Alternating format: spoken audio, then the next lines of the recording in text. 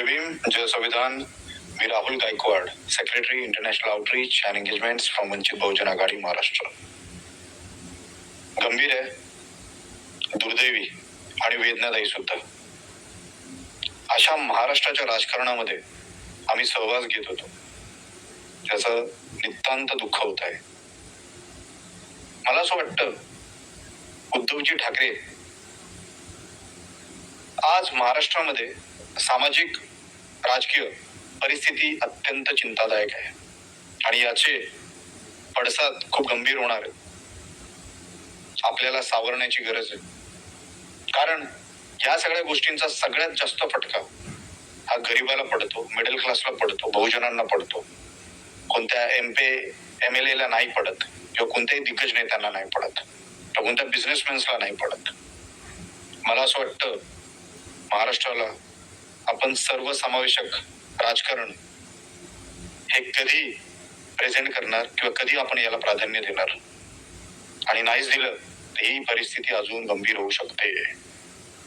आज मी आपलं भाषण पाहणार होतो, आवर्जून पाहणार होतो, चालूही केलं, पण तुम्ही भाषणाच्या सुरुवातीलाच माझ्या हिंदू बांधवांनो आणि भगिनींनो असं म्हणल्यानंतर ते भाषण मी बंद केलं. दुर्दैवी वाटलं आणि खंत सुद्धा वाटली. एवढं सगळं झाल्यानंतर सुद्धा आज आपण धर्म, जात, पंथ या गोष्टींचा का विचार करतो? याच्या पलीकडे जाऊन नागरिकांचा सर्वसमावेशक समानतेने जोडणारा राजकारणाची सुरुवात आपण कधी करणार आहोत? आम्हाला क्वेश्चन विचारण्याचा हक्क भारतीय संविधानाने दिलेला आहे. आम्ही तुमच्या मुलाच्या वयाचे आहोत. अभिव्यक्ती स्वातंत्र्य हे आम्हाला ही मुभा देतं, आणि ॲज अ युवा म्हणून आम्हाला हक्क आहे. आणि मला असं वाटतं, प्रत्येक मतदाराने प्रत्येक खासदाराला, आमदाराला प्रश्न विचारायला सुरुवात केली पाहिजे. मला असं वाटतं, बाबासाहेबांच्या स्टेट्स अँड मायनॉरिटीज या ग्रंथामध्ये स्टेट सोशलिझम म्हणजेच सर्वसमावेशक लोकशाही या संकल्पनेची आज नितांत गरज आहे महाराष्ट्राला, नितांत भारताला, मी असं म्हणेल. आणि ही काळाची गरज आहे. मला असं वाटतं, आपल्या प्रत्येक कार्यकर्त्याला, प्रत्येक मतदाराला सर्वसमावेशकता याचा संदेश देणं ही सध्याची सर्वात मोठी गरज महाराष्ट्राला आहे. प्रत्येक वेळेस धर्माचं राजकारण, पंथाचं राजकारण जर आपण करत राहिलो तर पुढची परिस्थिती आपल्याला अजून गंभीर रस्ते दाखवू शकते. मला असं वाटतं, धर्माधारित किंवा भीतीवर आधारित राजकारण याचा सर्वात जास्त फटका हा बहुजन समाजातील घटक, गरीब, मायनॉरिटीज, मिडल क्लास यांना पडतो. त्यामुळे जर आपल्याला हा सामाजिक सलोखा, आर्थिक संधी आणि समान नागरिकत्व यांना प्राधान्य देणारे राजकारण जर आणता येत असेल, तरच मला असं वाटतं की आत्ताच्या सिनियर नेत्यांनी राजकारणात राहावं, नाही तर युवा खंबीर आहे. आम्हाला अजूनही ट्रस्ट आहे सिनियर्सवर, अजूनही भरोसा आहे, पण त्याच्यासाठी तुम्हाला तुमच्या भाषणाची सुरुवात ही आम्ही सर्व किंवा येथे बसलेल्या, येथे जमलेल्या माझ्या सर्व भारतीय नागरिकांना अशी करावी लागेल. आणि हे सर्वांसाठीच आहे.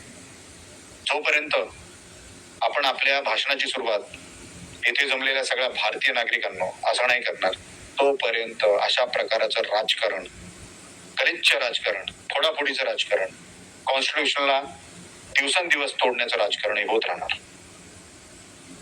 मला आजही आठवतं, 2 फेब्रुवारी 2024 ते 24 मार्च 2024 पर्यंत महाराष्ट्रामध्ये उठलेला जागा वाटपाचा जो गदारोळ माजला होता वंचित बहुजन आघाडी आणि शिवसेनामध्ये, तो जर तेव्हा मान्य केला असता तर आज कदाचित हे खासदार जे उरलेले होते, निर्णायक आहेत डिलिमिटेशनच्या मुद्द्याला घेऊन, तिथे तुमच्याकडे पडला भारी असू शकत होता.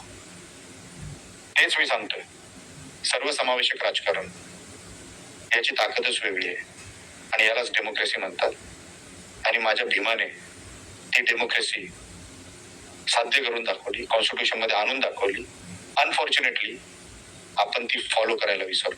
काँग्रेस पासून सगळेच, everyone everyone is responsible for today's Maharashtra's political situations.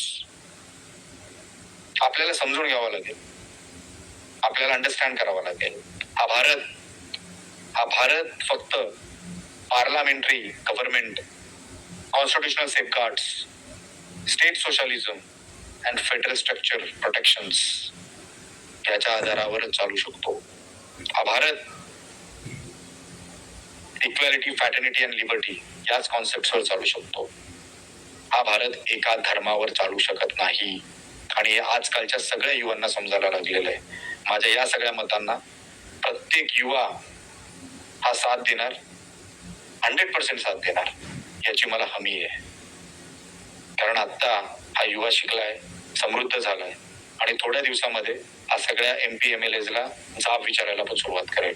आता तो अस्वस्थ आहे, थोडासा विचारात आहे, डायव्हर्सिफाय झालाय, डिस्ट्रॅक्ट झालाय. पण ज्या दिवशी त्याने हातामध्ये पोकळ बांबू घेतला त्या दिवशी या सगळ्या तोडफोड करणाऱ्या, कॉन्स्टिट्यूशनचा चुकीचा वापर करणाऱ्या MP MLAs ला तो पोकळ बांबू आणि त्याचा पृष्ठभाग दाखवल्याशिवाय राहणार नाही. मला असं वाटतं की आपण सर्वांनी आता आम्ही भारतीय म्हणून वागायला सुरुवात केली पाहिजे. आम्ही भारताचे नागरिक म्हणून वागायला सुरुवात केली पाहिजे. आणि यानंतर कदाचित चेंज येऊ शकतो. कदाचित अशा गोष्टी घडणार नाहीत जे डेमोक्रेसीला डॅमेज करतील. मला असं वाटतं की सगळ्या सिनियर नेत्यांनी एकत्र होऊन जरा लढा दिला तर कदाचित आपण पुढचे येणारे संकट थांबवू शकतो. जय भीम, जय संविधान.